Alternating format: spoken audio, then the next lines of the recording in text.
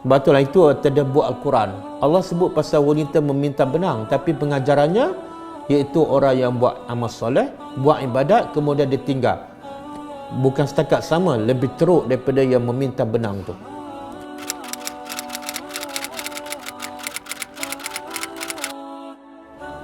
Ada orang dapat nikmat di bulan Ramadan, dapat masa membaca Al-Quran, dapat tadabbur, tapi akhirnya dia hancurkan nikmat itu di bulan Syawal. Jadi dengan datangnya bulan Syawal, dia tinggal semua, tinggal Quran, tinggal solat sunat, tinggal tadabbur Al-Quran. Inilah orang yang paling rugi. Dan Nabi bagi amaran keras. Antara ciri-ciri orang yang rugi ialah dia meninggalkan amal kebaikan yang telah dilakukannya. Sebagaimana disebut dalam satu hadis, Nabi bagi amaran kepada sahabatnya yang bernama Abdullah bin Amr bin As. Kata Rasulullah SAW kepada beliau, "Ya Abdullah, la takun misla fulan, kana yaqumul al-lail fataraka qiyamal lail." Maksudnya, wahai Abdullah, la takun misla fulan, jangan kamu menjadi seperti si fulan. Nabi bila nak buat contoh, Nabi tak sebut nama orang. Bila sebut menjadi satu dosa, iaitu dosa mengumpat, dosa besar. Jadi Nabi sebut hanya si fulan. Wahai Abdullah, jangan jadi seperti si fulan. Kenapa ni? Adakah si fulan ni pernah mencuri, pernah rasuah, pernah minum arak, pernah berzina? Bukan. Si fulan ni sebelum ni okey. Dia tak pernah buat maksiat, apatah lagi dosa besar. Yang dia buat apa sebelum ni? Yang dia buat ialah ibadat. Tapi Nabi kata jangan jadi macam si fulan yang pernah melakukan ibadat. Kana yaqumu al-lail, si fulan ni sebelum ni bangun malam, solat tarawihnya, solat witirnya, baca Qurannya, tadabburnya di waktu malam. Fataraka qiyamal lail, kemudian dia meninggalkan qiyamul lail. Dia tinggal solat witir, dia tinggal solat tarawih memanglah. Dia tinggal solat malam, dia tinggal baca Quran di waktu malam. Bila Nabi bagi amaran, itu menunjukkan perbuatan yang, antara perbuatan yang buruk ialah kita buat amalan baik, kemudian sampai satu masa kita tinggal.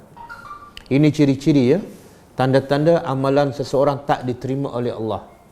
Kata ulama, tanda amalan tak diterima ialah bila dia buat amalan, lepas satu masa, lepas satu musim, dia tinggal. Dia tak teruskan. Wali'azubillah. Semoga kita dijauhkan daripada sifat tersebut. Dan Allah juga sebut dalam surah An-Nahl ayat 92, "Wala takunu kallati naqadat ghazlaha min ba'di quwwah ankathan tattakhizuna aymanakum dakhalan bainakum." Saya nak ambil bahagian awal. Allah bagi amaran kepada orang beriman, wala takunu, janganlah kamu menjadi kallati, seperti seorang wanita naqadat, yang telah merungkaikan ghazlaha. Ghazlaha ni macam tenunan ataupun pintalan. Ulama mengatakan wanita ni, ada mengatakan betul-betul berlaku. Dia pintal benang dia sehingga menjadi pakaian ke, pelapik meja ke, dari pagi sampai malam. Siap, besok dia buka balik. Dia buka satu-satu. Kemudian lusa dia pintal lagi. Kemudian dia buka balik. Maksud apa tu? Allah nak bagi tahu ada jenis manusia yang buat kerja sia-sia.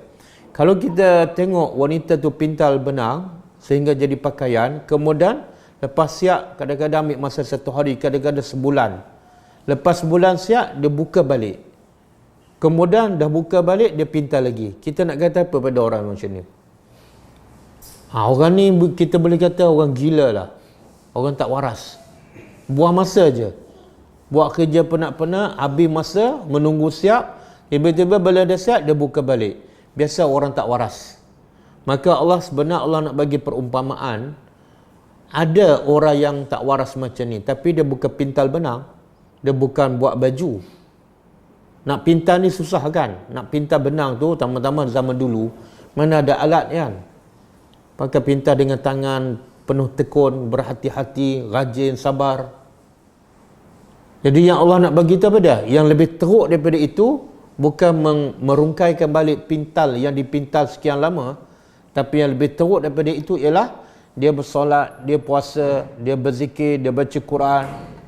Lepas tu, habis bulan Ramadan, dia buka balik apa saja yang dia lakukan di bulan Ramadan. Makna dia buka tu, makna dia tak sambung. Yang ni gambaran Al-Quran tu sangat jelas. Bila Allah nak bagi sesuatu pengajaran, Allah buat contoh supaya kita nampak betul-betul real. Kerja gila, pintal benang, jadi baju, ambil masa yang lama, penat, tiba-tiba buka balik. Maka begitulah orang yang puasa, orang yang solat malam, orang yang baca Quran sepanjang bulan Ramadan. Lepas tu, habis bulan Ramadan, masuk Syawal, Quran tinggal, tadabbur pun tak, solat sunat pun tak, solat witir pun tak, puasa 6 pun tak. Jadi balik seperti sebelum Ramadan. Macam tak ada apa-apa. Dia tak pintal apa-apa pun. Ini sebenarnya, sebab itu tadabbur Al-Quran. Allah sebut pasal wanita meminta benang, tapi pengajarannya iaitu orang yang buat amal soleh, buat ibadat, kemudian dia tinggal. Bukan setakat sama, lebih teruk daripada yang meminta benang tu. Jadi semoga kita tidak termasuk dalam kumpulan mereka yang buat kerja sia-sia. Gali lubang, lepas tu tinggal sehingga terkambus, gali lagi. Sampai masuk bulan Ramadan akan datang, gali lagi. Kemudian habis Ramadan dia tinggal, terkambus lubang tu. Sebab tu Allah memuji orang yang beriman, iaitu dalam surah Fussilat, innal ladzina qalu rabbunallah summa istaqamu. Allah puji bukan orang beribadat saja, bukan orang beriman, tapi ada satu lagi, summa istaqamu. Orang yang berkata Tuhan kami adalah Allah, kami beriman, kami beramal soleh, kami taat, tapi lepas tu summa istaqamu, kemudian ada istiqamah. Dia teruskan amalannya, dia teruskan keimanannya kepada Allah, bulan Ramadan, bulan Syawal, dan sampai dia mati. Wa'bud rabbaka hatta ya'tiyakal yaqin. Sembahlah Tuhan engkau sampai datang al-yakin, iaitu kematian. Jadi beribadat jangan sampai akhir Ramadan. Beribadat solat malam jangan sampai raya je. Tak, sampai hatta ya'tiyakal yaqin, sampai kamu mati. Jadi semoga Allah kuatkan iman kita, Allah teguhkan pendirian kita supaya kita dapat teruskan amalan yang kita lakukan di bulan Ramadan. Kalau puasa Ramadan kita sambung dengan puasa 6. Mungkin ada dah habis, ada yang belum habis, ada yang belum mula, tapi masa masih ada. Jangan tak puasa langsung. Yang dah baca Quran bulan Ramadan dah khatam, jangan berhenti bila masuk Syawal. Yang dah tadabbur Al-Quran sepanjang bulan Ramadan, jangan berhenti bila masuk Syawal.